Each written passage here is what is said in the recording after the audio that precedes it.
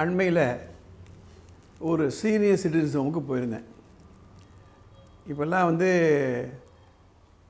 ஹாஸ்பிட்டல்ஸை விட அதிகமாக senior citizens home தான் அதிகமாக இருக்குது. சில சீனியர் சிட்டிசன்ஸ் ஹோமு பாதி ஹாஸ்பிட்டல். உறவுகள் எங்கேயோ இருக்குது, அடிமரம் இங்கே, கிளைகள் எங்கே. அந்த சீனியர் சிட்டிசனில் பற்றி உள்ளே பேசிட்டே வரும்பொழுது முக்கால்வாசி எல்லா சீனியர் சிட்டிசன் பசங்களும் வெளிநாடுகளில் இருக்காங்க. மீதி இந்த ஊர்லேயே நம்ம நாட்டிலே மற்ற இடங்களில் இருக்காங்க.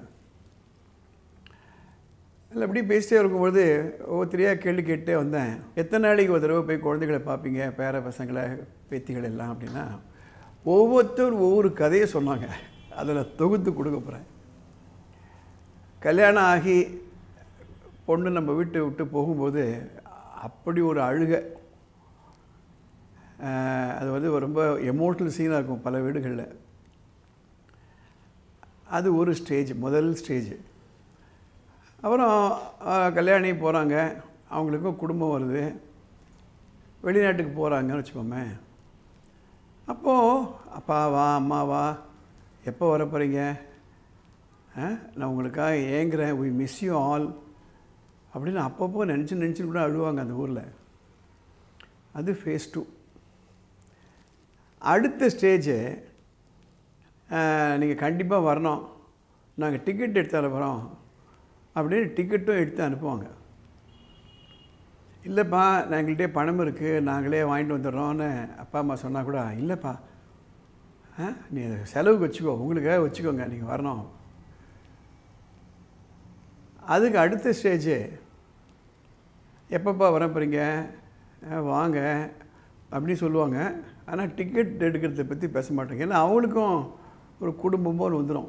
இப்போ இவங்களே டிக்கெட் எடுத்துன்னு போவாங்க. அடுத்த ஸ்டேஜு, இவங்க கேட்கணும், வரலாமா, நாங்கள் வாங்கப்பா வாங்கப்பா வாங்கப்பா கண்டிப்பாக வாங்கப்பா, எப்பப்பா வரீங்க. அது அந்த ஸ்டேஜ். டிக்கெட் இவங்க தான் எடுப்பாங்க. ஆனால் மோஸ்ட் வெல்கம்ன்ற ஒரு நிலைமை இது. அதுக்கு அடுத்த ஸ்டேஜில் சில பேரண்ட்ஸ்லாம் இருந்தாங்க, நானும் 6 மாதமாக கேட்டுட்ருக்கேன், இப்போ வா அப்படின்னு சொல்ல மாட்டேன்றாங்கப்பா. அது ஒரு ஸ்டேஜு.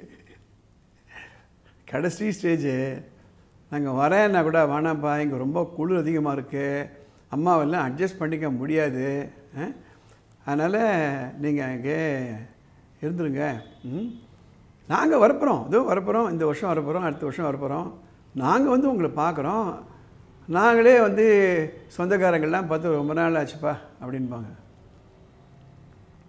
எதுக்காக இதை பற்றி நான் சொல்கிறேன் அப்படின்னா, பாசம், பந்தம், இதிலெல்லாம் வந்து நம்ம ஜாக்கிரதையாக இருக்கணும். ரொம்ப எதிர்பார்ப்பு இருந்ததுன்னா ரொம்ப ஏமாற்றங்கள் தான். கண்ணதாசனுடைய பாடல் தான் ஞாபகம் வருது. பரமசிவன் கழுத்திலிருந்து பாம்பு கேட்டதாம், கருடா சௌக்கியமா, இருக்கும் இடத்தில் இருந்து விட்டால் எல்லாம் சௌக்கியமே, கருடன் சொன்னது. அதனால் சீனியர் சிட்டிசன்ஸ் ஆகிட்டோமா, நமக்குன்னு ஒரு உலகம், நம்ம ஏஜ் குரூப் இருக்கக்கூடிய பந்தங்கள், பழைய பள்ளிக்கூட கால நண்பர்கள் எல்லாம் பார்ப்பதற்கு நேரம் கிடைக்கிறதில்ல. இப்போ பார்க்கலாம், நம்ம வேவ் லெங்த்தில் மிக்ஸ் பண்ணிக்கலாம். அதை விட்டுட்டு அங்கே போய் இருக்கலாம், பேரம்பேத்திக்குள்ளே இருக்கலாம் அப்படின்னு ரொம்ப ரொம்ப நம்ம இருந்தமான ப்ராப்ளம் தான்.